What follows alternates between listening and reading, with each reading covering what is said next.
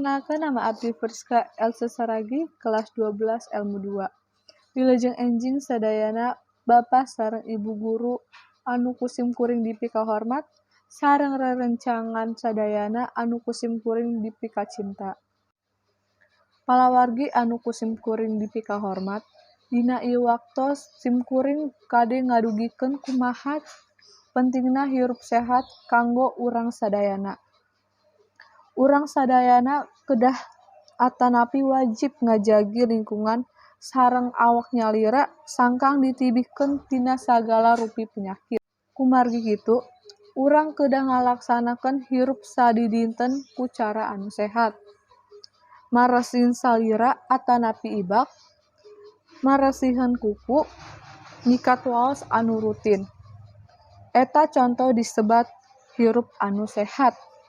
Contoh anu sanesna micen runtah kana tempatna, ngidu ulah di mana wae, batuk atanapi bersin, kedah nutupan behang.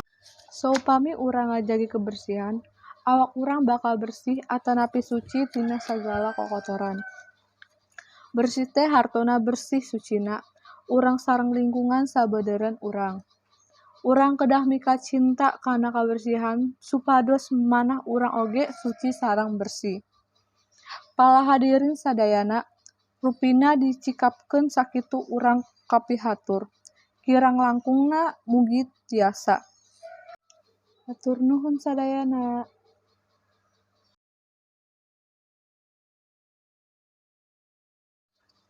Perkenalkan, nama abdi Friska Elsa Saragi, kelas 12 ilmu 2. Wilujeng enjing sadayana Bapak sareng Ibu guru anu kusim kuring dipika hormat, sareng rerencangan sadayana anu kusim kuring dipika cinta. Palawargi anu kusim kuring dipika hormat, dina ieu waktos sim kuring kade ngadugikeun kumaha pentingna hirup sehat kanggo urang sadayana.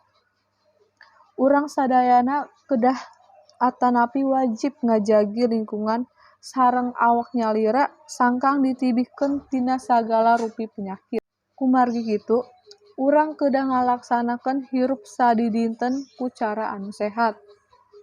Maresihin salira atanapi ibak, maresihan kuku, nyikat waos anu rutin. Eta conto disebat hirup anu sehat. Contoh anu sanesna micen runtah kana tempatna, ngidu ulah di mana wae, batuk atanapi bersin, kedah nutupan behang. Saupami urang ngajagi kebersihan, awak urang bakal bersih atanapi suci tina sagala kokotoran. Bersih teh hartona bersih sucina, urang sareng lingkungan sabeudeureuan urang. Urang kedah mika cinta kana kabersihan supados manah urang oge suci sareng bersih. Palahadirin sadayana, rupina dicikapkeun sakitu urang kapihatur, kirang langkungna mugi tiasa. Hatur nuhun sadayana.